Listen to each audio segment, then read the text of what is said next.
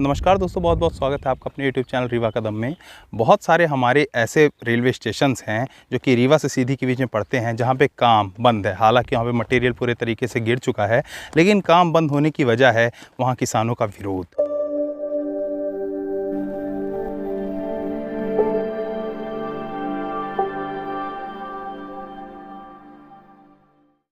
किसान अपनी जगह सही हैं, सरकार अपनी जगह सही है।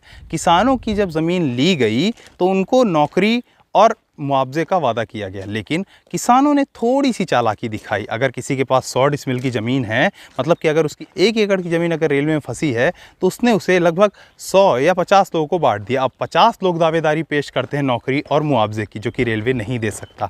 अब ऐसे में अगर रेलवे ये करे कि जब हमने ज़मीन ली थी उस समय वो ज़मीन किसके नाम पर थी, उसको मुआवजा और नौकरी दे दें, तो ऐसे में रेलवे ये तो बड़ी आसानी से कर सकते। लेकिन दोस्तों, इसमें भी दिक्कत हो जाएगी उन किसानों को जिसने बाद में उनकी ज़मीन खरीदी। उनको, उन 50 लोगों को जिन्होंने वो 100 डिसमिल ज़मीनें 2-2 डिसमिल खरीदी, क्या वो कभी चाहेंगे कि हमारी 2 डिसमिल ज़मीन का लाभ किसी उस इंसान को मिल सके जो कि उस ज़मीन का मालिक है ही नहीं? उसके बाद दूसरी चीज़ क्या होती है दोस्तों कि मुआवजा लोगों का आ गया है। अब मान लीजिए कोई ज़मीन है 10 डिसमिल की, लेकिन वो 5 भाइयों की है। अब 5 भाइयों की वो ज़मीन 10 डिसमिल है, उसमें जितना मुआवजा आना है वो आ गया है। लेकिन अब दिक्कत ये आ रही है कि वो किस भाई के खाते में आएगी। भाइयों के बीच में एकजुटता है नहीं, तो वो सोच रहा है कि अगर किसी एक के खाते में आ गई तो हमें वो पैसे मिलेंगे नहीं। तो ऐसे करके मुआवजा लेने को भी जनता तैयार है नहीं। और इसके साथ आपको एक बात और बता दूं, कई लोग तो ऐसे हैं जिनकी मान लीजिए 10 डिसमिल की ज़मीन फंसी है, 8 डिसमिल का मुआवजा उन्हें मिल गया है, साथ में एक नौकरी भी मिल गई है। अब उनका बच्चा नौकरी कर रहा है, लेकिन 2 डिसमिल के लिए कुछ जो अनबन चल रहा है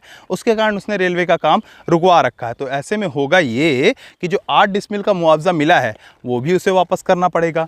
जो उनका बच्चा नौकरी कर रहा है वो भी रेलवे छीन लेगी, और उसके बाद देखा जाएगा कि जो 2 डिसमिल ज़मीन है उसका क्या करना है। ऐसी दिक्कतों के कारण जो ये हमारे प्रोजेक्ट्स हैं वो नहीं चल पा रहे हैं। ऐसा ही हमने देखा था दोस्तों, जो हमारा रेलवे स्टेशन गोविंदगढ़ है, वहाँ के किसान जो है वो प्रदर्शन कर रहे हैं।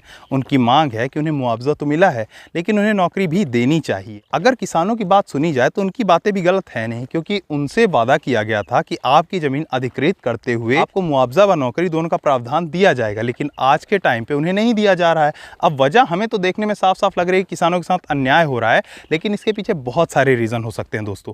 पहली बात तो भूमि अधिग्रहण नियम के तहत नौकरी उस शख्स को मिलती है जिसके पास इकलौती ज़मीन का टुकड़ा हो और वो रेलवे अधिकृत कर ले। अब उसके पास अपना जीवन व्यतीत करने के लिए कोई भी चारा नहीं बचा है, तो ऐसे शख्स को नौकरी दी जाती है और उसको वहाँ से कहीं और शिफ्ट किया जाता है।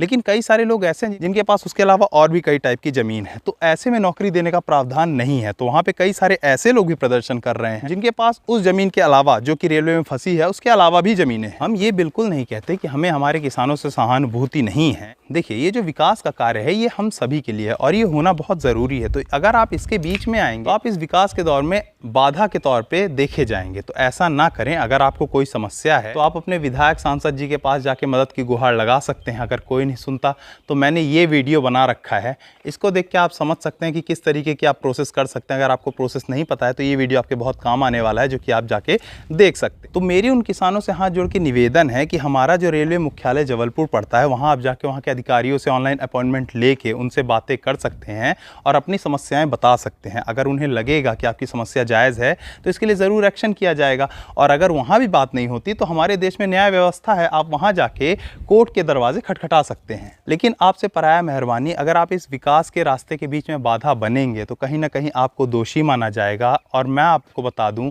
आप हमारे अन्नदाता हैं। आपके साथ अगर कुछ गलत होगा तो हम सभी को उससे नुकसान है। हम सभी की आपसे सहानुभूति है, तो कृपया कर कुछ ऐसा करें कि आपको भी दिक्कत ना हो और ये विकास का जो कार्य है ये भी अपने पथ पर लगातार चलता रहे।